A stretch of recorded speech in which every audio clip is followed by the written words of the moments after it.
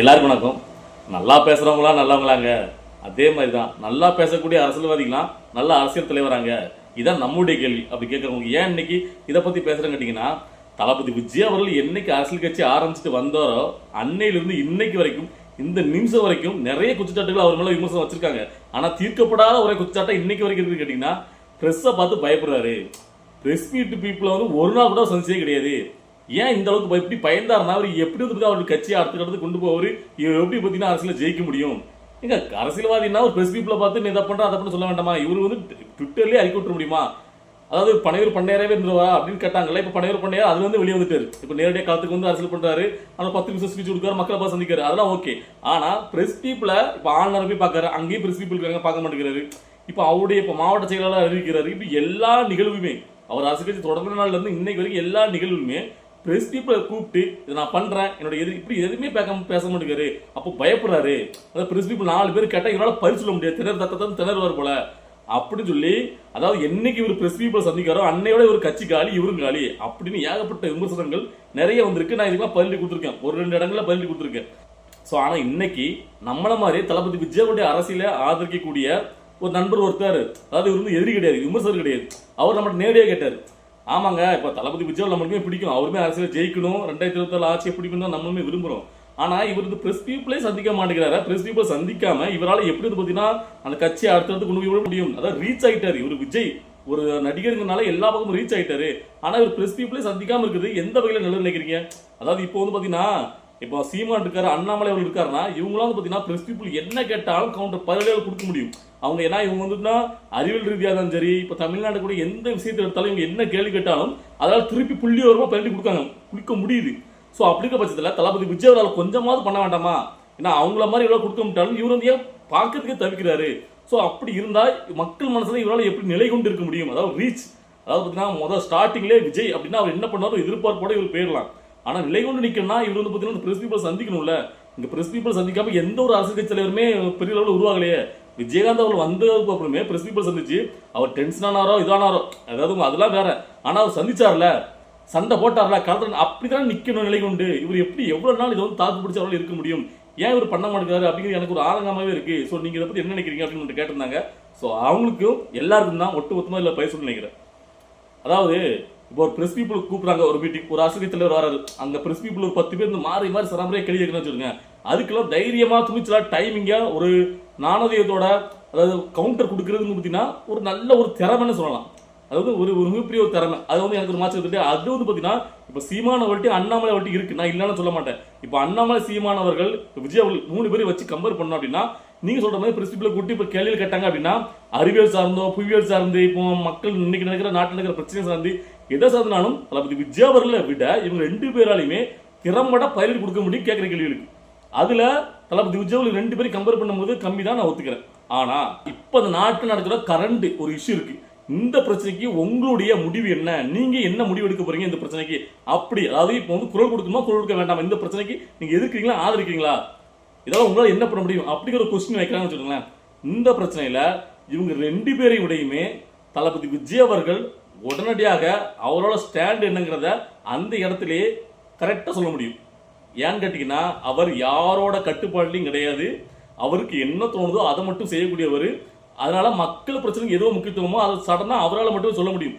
சொன்னதுல கடைசி வரைக்கும் நிற்க முடியும். ஏன் சொல்றேன் கேட்டீங்கன்னா இப்போ அண்ணாமலை அவர் இருக்காருன்னா அவரால் எல்லா விஷயத்திலும் தன்னிச்சையாக முடிவை வெளிப்படையாக அறிவிக்க முடியாது. மேல மத்திய அரசாங்கம் என்ன சொல்லுதோ அதை கேட்டு அதன் பிறகுதான் இவர் வந்து அப்படியே பூசி மணி இவரால் பேச முடியும். ஆனால் வந்து பார்த்தீங்கன்னா பதிலடியே இதான் என்னுடைய ஸ்டாண்ட் இந்த விஷயத்துல பரம்பூரா இதுல என்னுடைய ஆணித்தரமான முடிவு, இதை இப்படிதான் பண்ணுவேன் அப்படின்னு சொல்லி உறுதியானா மக்களுக்கு ஒரு வந்து நம்பிக்கை கொடுக்குற மாதிரி சொல்ல முடியாது.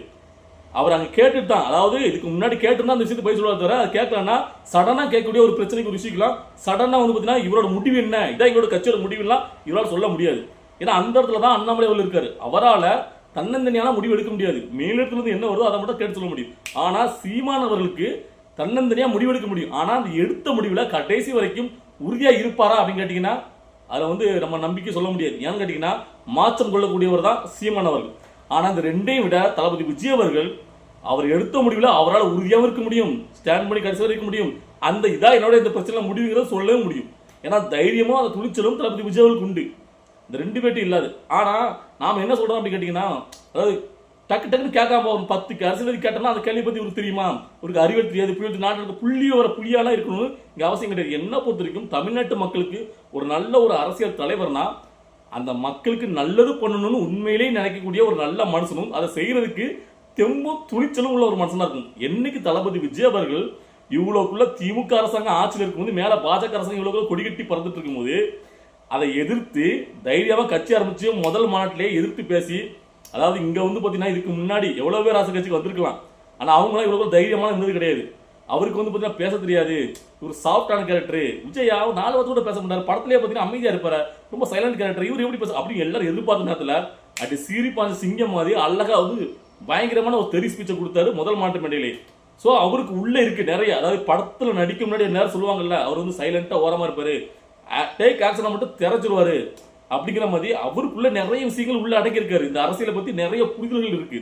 ஆனா நீங்க சொல்ற மாதிரி 10 பத்திரிகையாளர் கேட்கும் போது இந்த விஜயகாந்த் அவருக்கு என்ன ஒரு நிலைமை வந்துச்சு, அதே மாதிரி டென்ஷன் ஒரு, அதாவது ஒருத்தங்க மாறி இப்போ உங்களுக்கு வேற ஒருத்தவங்க தூண்டுதல் பேர்லயே எதிர்கட்சிகள் தூண்டுதல் பேர்ல கேள்வி கேட்பாங்க. ஸோ அதெல்லாம் லாபம் மடக்கி அதுக்கு லாபம் பதில் சொல்றது எல்லா நேரங்களையும் எல்லாரையும் கொடுக்க முடியாது, சில பேரால கொடுக்க முடியும். இப்போ சீமானவர் நல்ல பள்ளி கொடுத்துட்டு இருக்காரு, எல்லா பத்திரிகையும் பார்ப்போம். ஆனா அவரே சில இடங்கள்ல வந்து பாத்தீங்கன்னா தகாத வார்த்தையில பயன்படுத்தி இருப்பாரு, புரியுங்களா?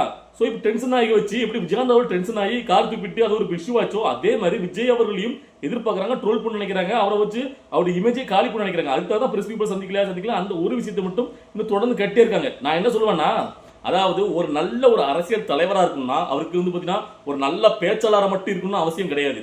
அவருக்கு முதல்ல மெயின் விஷயமே மக்கள் மனசில் நீங்காம இடம் பிடிக்குன்னா அவர் பண்ணக்கூடிய அந்த செயல் திட்டங்கள் தான். அவர் வந்தா நாட்டில் இந்த மாற்றம் நிகழும், இதை செயல்படுத்துவாரு, அவர் மக்களுக்கு உண்மையில் நல்லது பண்ண நினைக்காரு, அந்த இடத்துல மக்கள் மனசுல இடம் பிடிக்கும். அது பிடிச்சா போதும், அதுதான் நீங்காத ஒரு இடத்தை தரும். பேச்சுங்கிறது அவர் வந்து அவரால் கவுண்டர் கொடுக்க முடியல, அதுக்கு பேர யாரை வேணா வச்சு கவுண்டர் கொடுக்க முடியும். இப்போ சினிமா எடுத்துக்கிட்டீங்கன்னா கவுண்டமணி ஆகட்டும், சந்தனம் ஆகட்டும், இவங்களாம் பார்த்தீங்கன்னா பதிலுக்கு டக்கு டக்குன்னு கவுண்டர் கொடுக்கக்கூடியவங்க. யார் என்ன மாதிரியான கேள்வி கேட்டாலும் ஒரே நிமிஷத்துல அவங்களால திருப்பி கவுண்டர் கொடுத்து அவங்க வாய் அடைக்க முடியும். இது வந்து பாத்தீங்கன்னா ஒரு திறமை, அதாவது ஒரு நம்ம வந்து ஞாபக சக்தி, அதுக்கப்புறம் ஒரு அதிபுத்தி சேர்த்தலாம், யார் என்ன பேசினாலும் அதுக்கு பதில் அடி பிடிக்கக்கூடிய அந்த ஒரு திறமைன்னு சொல்லலாம்.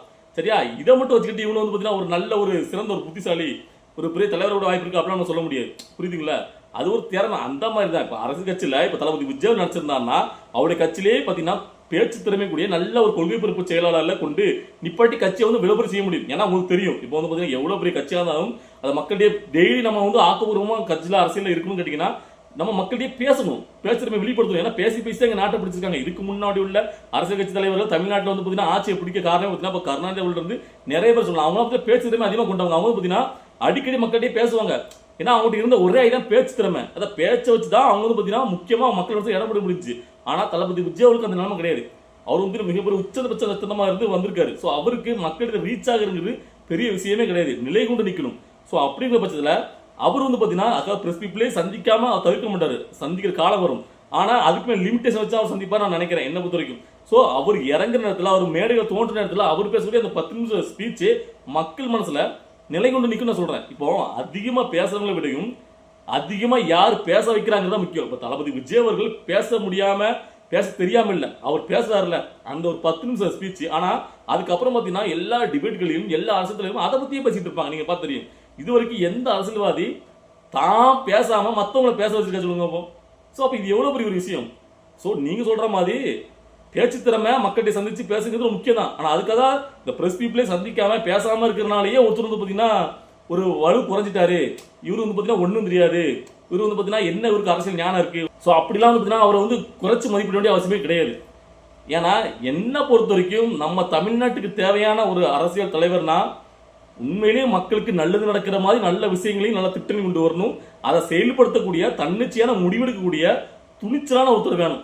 ஸோ அப்படி பார்த்தீங்கன்னா இப்போ வரைக்கும் நடந்த விஷயங்களை வச்சு பார்க்கும்போது தளபதி விஜய் அவர்கள் தன்னிச்சையா துணிச்சலா யார் என்ன சொன்னாலும் நான் சொல்றதை செய்வேன், எனக்கு என்ன தோணுதோ அதை செய்வேன் அப்படிங்கிறது யாருடைய கட்டுப்பாட்டும் இல்லாம தன்னிச்சையா முடிவெடுக்காருங்கிறது எனக்கு ஆணித்தரமா புரியுது. ஏன்னு கேட்டீங்கன்னா ஒவ்வொரு நிகழ்வையும் பார்க்கும்போது இப்போ மாவட்ட செயலாளர்களை தன்னந்தனியா மீட் பண்ணி 10 இப்போ வரிசையா 2 தடவை 2 கட்டமா அறிவிச்சிருக்காரு. எல்லாரையும் பார்த்தீங்கன்னா தனித்தனியா கூப்பிட்டு அவர் மீட் பண்ணி அவர் வந்து பார்த்தீங்கன்னா என்ன நடக்குது கட்சியில, அடுத்தடுத்த மக்கள் என்ன நினைக்கிறாங்க, நீங்க என்ன பண்ண போறீங்கன்னா அவர் அதுக்கு முன்னாடி ஒரு விஷயம் வந்துச்சு வெளியே. என்ன கேட்டீங்கன்னா இந்த மாவட்ட செயலாளர் நியமிக்கிறது கூட சில இடங்கள் என்ன வந்து கேட்டீங்கன்னா ஓட்டு வாங்கினா அந்த இடத்துல வந்து பார்த்தீங்கன்னா தொகுதியில் யார் பெரும்பான்மையா இருக்காங்களோ அந்த ஒரு கேஸ்ட் ரீதியா நம்ம வந்து மாவட்ட செயலாளரை போடலாம், இதன் படி போடலாம் அப்படிலாம் பார்க்காம தளபதி விஜய் என்ன சொல்லியிருக்காருன்னா அதெல்லாம் வேண்டாம், என்னுடைய இயக்கமா இருக்கும்போது எவ்வளவுக்குள்ள கஷ்டப்பட்டு அன்னையிலிருந்து இன்னைக்கு வரைக்கும் என்னோட ரசிகராக வந்து எனக்கு வந்து தோழ நின்று அவங்கள தான் அந்த மாவட்ட செயலாளர் மட்டும் நீங்கள் ஏன் கை வச்சிருக்காங்க, அதை பற்றி அவங்க தான் வைக்கணும்னு சொல்லி அதாவது ரொம்ப வட்ட காலமாக அவங்களுக்கு இருந்தவங்களுக்கு ஒரு அதாவது பெரிய ஒரு அங்கீகாரம் கொடுத்த மாதிரி அந்த பதவியை வந்து வழங்கியிருக்கா தளபதி விஜய். ஸோ அதனால தான் அந்த பதவி அதாவது ஒருத்தங்களுக்கு ரொம்ப வருஷமா வந்து பார்த்தீங்கன்னா ஒரு ரசிகனா தலைவர் வாழ்க்கை தளபதி வாழ்க்கை சொல்லி அப்படியே கொண்டாடிட்டு இருந்தவங்களுக்கு அவர் ஒரு அரசியல் கட்சி ஆரம்பிச்சு அவர் ஒரு பொறுப்பு கொடுத்து நீ மாவட்ட செயலாளர் அப்படி அங்கீகரிக்கும் போது அது எவ்வளோ ஒரு சந்தோஷத்தை கொடுக்கும். அதனால தான் இப்போ வந்து அவங்க அந்த பதவி மாவட்ட செயலாளர் பதவியை வாங்கிட்டு அவங்க ஏரியாக்குள்ள போகும்போது அவங்க ஊருக்கு போகும்போது அங்கே கொண்டாடுறாங்க அவருடைய ஆதரவாளர்கள். அது பார்க்கறதுக்கே ஒரு பிரமிப்பா இருக்கு. இப்போ வந்து திராவிட கட்சிகளே மிரண்டு நிற்கி என்னப்பா இவருக்கு இவ்வளோக்குள்ள செல்வாக்கு இருக்கா. இப்போ சேலத்தில் பார்த்தீங்கன்னா பார்த்திபன் அவர் போறாரு பயங்கரமாக மாலையில ஜேசி வச்சு போட்டு பயங்கரம் கொண்டாடுறாங்க. இது நானே வந்து பார்த்தீங்கன்னா இது வேண்டாம் கொஞ்சம் குறைச்சிடுங்க, இது நல்லது இல்லை, மக்களை மூஞ்சு விழிக்கிற மாதிரி வீடியோ போட்டிருக்கேன். ஏன்னு கேட்டீங்கன்னா அவங்க வந்து ஒரு பப்ளிக்ல பிளாக் பண்ணி இப்படி பண்ணும்போது அது வந்து மக்கள் பார்க்குறவங்களுக்கு ரொம்ப ஓவர் தான், என்னப்பா இது இவ்வளோக்குள்ள அளப்புற அப்படி தோணும். ஆனா இன்னொரு பக்கத்தை பார்த்தா இவரோட செல்வாக்கு அப்படிங்கிறது அப்போ தமிழை வச்சுக்கிறதுக்கு இவ்வளோ கூட ஒரு செல்வாக்கு இருக்கா அப்படி ஒரு எண்ணத்தையும் உண்டாக்கும். ஸோ அதனால இது வந்து பார்த்தீங்கன்னா ஒரு கிரிட்டிக்கலானது. இது வந்து ஆனால் ஓவரா மக்கள் மனசா மோஞ்சொலிக்காம இருக்கணும். ஏன்னா இப்போ அவர் மட்டும் இல்லை, இப்போ ஈஸியா சரவணன் அன்னைக்கு வந்து பார்த்தீங்கன்னா நேற்று போறாரு, அதை பார்த்தீங்கன்னா அதையும் நியூஸ்ல போடுறாங்க பயங்கரமா பிளாக் பண்ணி அவர் போறாரு. சொல்லி ஒவ்வொரு இடத்துலையும் மதுரை எல்லா இடங்களையும் பார்த்தீங்கன்னா அவங்க மாவட்ட செயலாளர் வந்து நின்ன உடனே அவங்களுக்கு அவ்வளோ ஒரு செல்வாக்கு இருக்கு. ஸோ இப்போ திராவிட கட்சிகளே பார்த்து மிரட்டுற மாதிரி அதாவது ஒரு மாவட்ட செயலாளர் வந்ததுக்கே இவ்வளவுக்குள்ள கூட்டம் இவ்வளவுக்குள்ள பிரம்மாண்டம் இருக்குன்னா தளபதி விஜய் அரசியல் காலத்துல நாளைக்கு சுவிட்ச் பண்ண மேற்கொள்றாங்கன்னா என்ன மாதிரி கூட்டம் வரும், எப்படி வந்து பாத்தீங்கன்னா இவங்க கண்ட்ரோல் பண்ண முடியும் இவங்க எல்லாத்தையும் அப்படிங்கிறது நமக்கு ரொம்ப வந்து இனிமே பாத்தீங்கன்னா ஒரு ஆச்சரியமா இருக்கு. ஸோ அந்த அளவுக்கு மக்கள் வந்து தளபதி விஜய் நேசிக்கிறாங்க. ஸோ அதனாலதான் அவரை வீழ்த்த முடியாம இந்த ஒரு விஷயத்தை மட்டும் பிடிச்சிட்டே நிக்கிறாங்க. அதுதான் நம்ம நண்பர் கேட்டாரு. ஸோ அவருக்கு நான் இதான் சொன்னேன், அதாவது ஒருத்தங்க பிரஸ் பீப்புளை சந்திச்சு எல்லா சேர்ந்து டக்கு டக்குன்னு பேச முடியுதுன்னா அவர் பேச்சாளர் மட்டும்தான். ஆனா ஒரு நல்ல ஒரு அரசியல் தலைவர் இந்த மக்களுக்கு தேவை அப்படின்னு கேட்டீங்கன்னா அவர் செயலாற்ற திறமை கொண்டவராக இருக்கணும், பேச்சில் மட்டும் நல்லவங்களா இருக்கக்கூடாது. ஏன்னா எப்பவுமே நல்லா பேசுறவங்க ரொம்ப நல்லவங்களாம் கிடையாது, அதை புரிஞ்சுக்கிடுங்க. ஏதாவது இப்போ நீங்க எக்ஸாம்பிள் கொண்டு சொல்றேன், இப்போ வந்து பாத்தீங்கன்னா இந்த லவ் பண்ற ஸ்டேஜ்ல அந்த பெண்கள்கிட்ட நல்லா பாத்தீங்கன்னா நல்லா மொக்க போடுறோம் நல்லா பேச தெரிஞ்சவங்க பாத்தீங்கன்னா நல்லா வக்கனையா பேசுவான். அவன் ஆஃப்டர் மேரேஜ் எப்படி பாத்தீங்கன்னா அப்படி இருக்க மாட்டான். அதாவது ஈஸியா பெண்களை நல்லா பேச தெரிஞ்சிடும், ஈஸியா எல்லாத்தையும் கவர் பண்ணிடுவான். அதை கவர் பண்றவங்க அதாவது நம்ம வந்து மற்றவங்கள மயக்கணும், நம்ம பேச்சில் நம்ம வந்து பார்த்தீங்கன்னா அவங்களை கவர் நினைக்கிறவங்க நல்லா வக்கனையாக தான் பேசுவாங்க. ஆனால் அவங்களுக்கு மனசும் அப்படி இருக்குன்னு கேட்டிங்கன்னா கேள்விக்குறி தான். ஆனால் இங்கே ஒரு நல்ல பையனாக இருப்பான். இப்போ நம்மளுமே ஒரு மொட்டை திறமையாக வச்சுக்கோங்களேன், மொட்டை இப்போ நிறைய பேருக்கு வந்து பார்த்தீங்கன்னா அந்த பெண்களை கவர்ற மாதிரிலாம் பேச தெரியாது. இப்போ பார்த்திபனே பார்த்தீங்கன்னா ஒரு மேடையில் பேசுவார். அதாவது என்ன சொல்ல கேட்டிங்கன்னா நீங்கள் கூப்பிடும் போது நான் கூப்பிட தூரத்தில் இருக்க மாட்டேன், ஆனால் கூப்பிட்டா தூரமாக நிற்க மாட்டேன், நான் பக்கத்தில் இருப்பேன், நீங்கள் வெக்கத்தில் இருப்பீங்க, உங்கள் புருஷன் துக்கத்தில் இருப்பாருன்னு ரைமிங்காக பேசுவார். ஸோ இதெல்லாம் வந்து ஒரு நல்ல பேச்சு திறமை, இது வந்து அவங்க உண்டான ஒரு தனித்திறமை அவ்வளோதான். ஆனால் அப்படி சொல்கிறவங்க எப்படி அதாவது எக்ஸாம்பிள் சொன்னால் பார்த்தீங்கன்னா இப்படி டைமிங்காக பேசக்கூடிய நல்லா வந்து பார்த்தீங்கன்னா வசீரிக்கூடிய அந்த பேச்சு திறமைங்கிறது அது தனித்திறமை தான் தவிர அது மட்டுமே பார்த்தீங்கன்னா ஒரு நல்ல மனிதருக்கு உண்டான அடையாளம் கிடையாது. நல்ல மனிதர்கள் எப்படின்னா அவங்க செய்கிற செயல்களை தெரியும், அந்த மனுஷனுடைய உள்ளத்துல என்ன இருக்கு, அவர் எப்படி நேசிக்கிறாங்க. ஸோ நான் தளபதி விஜய்ல பத்தி என்ன நினைக்கிறேன்னா அவர் செயல்படைய திட்டங்கள் இனிமே அவருக்கு ஆட்சிக்கு வந்தாலும் என்னென்ன திட்டங்கள் பண்ணுவார், மக்களுக்கு உண்மையிலே நல்லது நடக்கக்கூடிய என்னென்ன விஷயங்களை பண்ணுவார். வந்து 2026 தேர்தலுக்கு முன்னாடி ஆட்சிக்கு வந்தா இதை தான் பண்ணுவேன்னு சொல்லுவார்ல, அதெல்லாம் பார்த்துட்டு முடிவு பண்ணுங்க.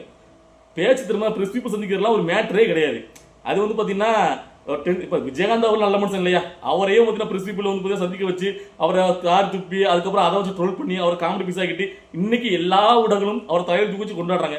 ஏதாவது ஒரு ஊடகம் அவரை நெகட்டிவா சொல்லுதா? கிடையாது. ஏன்னா இப்போ அவருடைய ரசிகர்கள் ஓட்டுலாம் நம்மளுக்கு வேணும் எல்லாமே அதுக்காண்டி தான். எல்லாமே பார்த்தீங்கன்னா இருக்கும்போது கொண்டாட மாட்டாங்க, அதுக்கப்புறம் பார்த்தீங்கன்னா போயிட்டு இருக்கிறவங்க எங்க மகராசா தங்க மகராசா அப்படின்னு கொண்டாடல ஒரு புரியும் கிடையாது. ஸோ அதனால தான் நான் திரும்ப திரும்ப சொல்றேன், தளபதி விஜய் அவர்கள் வந்து பார்த்தீங்கன்னா நல்லது பண்ணணும்னு வராரு. இது வரைக்கும் அப்படிதான் நம்மளுக்கு தோணுது. இனிமேல் அப்படிதான் இருப்பாரு. ஸோ அவர் பண்ணக்கூடிய செயல் திட்டங்கள் எல்லாத்தையும் பார்த்துட்டு அவருக்கு சப்போர்ட் பண்ணல முடிவு பண்ணிடுங்க. ஆனா பிரஸ் பீப்புள் சந்திக்காத ஒரே ஒரு விஷயத்தை மட்டும் வச்சுக்கிட்டு அவர் வந்து பார்த்தீங்கன்னா தைரியம் கிடையாது, அவருக்கு ஒன்றும் தெரியாது அப்படின்னு நினைக்கிறது ரொம்ப பெரிய முட்டாள்தனம். ஸோ இதுதான் இன்னைக்கு நான் சொல்ல நினைச்சேன். ஸோ இதை பார்த்துட்டு இருக்க தோழர்கள் உங்களுக்கு என்ன தோணுது, நான் சொல்றதுல ஏதாவது சரியா தவிர ஏதாவது இருந்தாலும் உங்களுடைய கருத்துக்களை கமெண்ட்ல பதிவு பண்ணுங்க. பாய்.